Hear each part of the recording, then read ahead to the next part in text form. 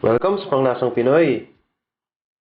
Ngayong araw na to, magluluto naman tayo ng beef puchero. Para sa ating ingredients, kailangan natin ng karne ng baka. Ang gamit ko dito, beef short rib, cabbage, pechay, long green beans o yung tinatawag nating Baguio beans, patatas, plantain banana or Cavendish banana, yun po yung saba. Chorizo or Chinese sausage, kamatis, sibuyas, buong paminta, patis, bawang, tomato sauce, chickpeas or garbanzo. Okay, so ngayon umpisa na natin yung paggawa ng ating puchero. Una natin kailangan gawin, yung saging, mapasaba man o plantain, dapat prituhin muna natin.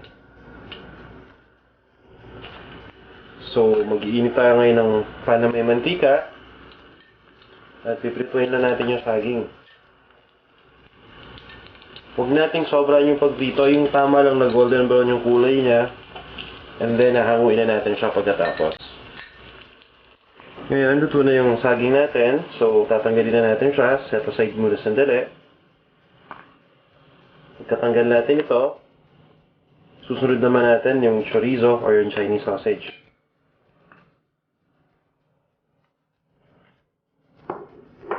So, ang gagawin natin, lulutuin lang natin siya sandali. Hulog lang natin.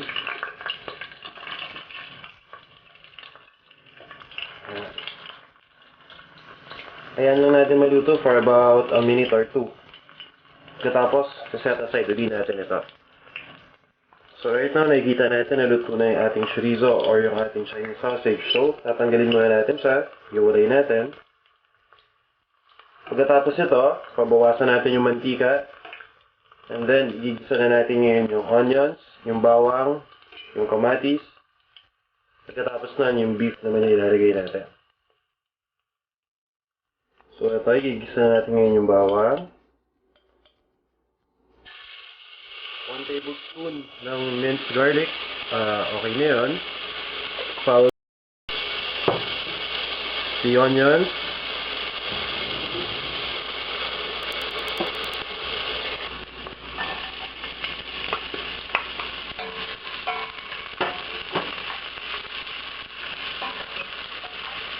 So, ngayon yung onions. And then yung ating tomato.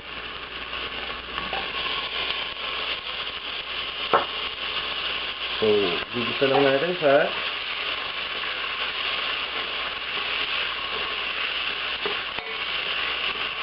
Kaya natin lumambot ngayon yung nilagay natin. After this, susunod na natin ngayon yung beef. So, ayan, malambot na ngayon yung sibuyas, saka yung kamatis. Pwede na natin ngayon ilagay yung beef. So, unti-untiin natin ilagay yung beef ngayon.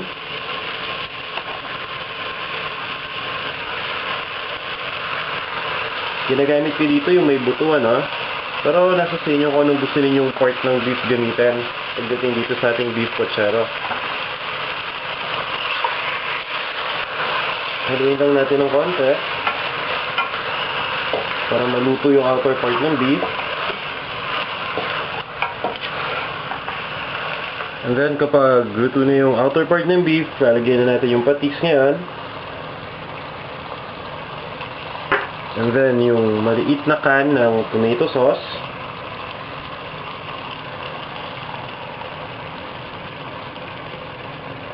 Yung buong paminta.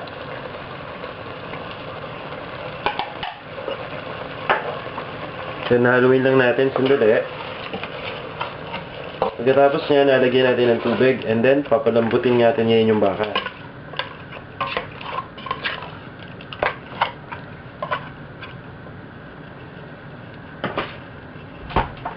So, lalagyan lang natin siya ng mga 36 ounces ng tubig. Approximately 1 liter yon. Papalambutin natin yung baka. Yung pagpapalambot, again, depende to sa klase ng baka. So, pwedeng umabot to hanggang 1 oras at kalahati, ano, kapag pinapalambot natin. Pero gaya ng sinasabi ko dati, kung may pressure cooker kayo, mas magandang gumamit man para mas mapabilis yung pagpapalambot natin. Pag napalambot na natin ngayon yung baka, lalagyan na natin yung ibang ingredient. So, ito yung itsura ng malambot na baka pagkatapos ng 35 minutes sa pressure cooker. So, ayan, ano, natatanggal na sa buto ngayon yung laman. Next na gagawin, ilalagay natin yung kaninang niluto nating chorizo or yung Chinese sausage. Ihalo lang natin. Pagkatapos nun, isusunod naman natin yung saging na saba or yung plantain banana naman. Yan.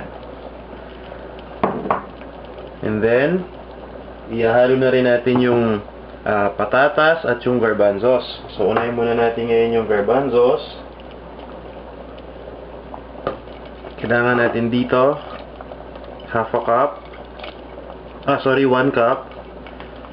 So, tansayin lang natin. Yan, 1 cup na garbanzos. Then, isusunod natin ngayon ang patatas. Yung patatas, drilin ko lang kasi nakababad sa tubig para hindi magkaroon ng itim sa labas. Pinababad sa tubig yan. Kasi medyo matagal nang nahiwa, so habang naghihintay na ilagay siya, mababad mo natin sa tubig. Then, simmer lang natin to for about 7 minutes. Pagkatapos ito, ilalagay na natin yung ibang gulay. Okay, now ngayon, kumbaga yung nalagay nating mga patatas, garbanzos, at saka yung banana, luto na, no? So, ilalagay naman natin ngayon yung mga gulay. Umpisa natin sa cabbage. Pagkatapos nun, yung Baguio beans. And then, ihuli natin yung pechay o bok choy.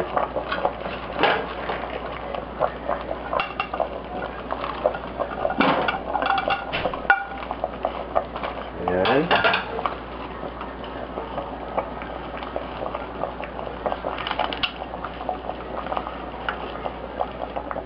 Ngayon, ilalagay na natin yung pechay o yung bok choy.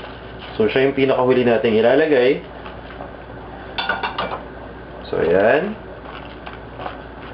Pagkalagay natin ng bok choy, gaya ng lagi ko uling sinasabi, tatakpan lang natin to, i-off natin yung apoy, and then pabayaan na natin magluto dito yung naiwan na init. Iniimbitahan ko po ulit kayo na bumisita sa paglasangpinoy.com. Ngayon, ito na ang ating beef puchero.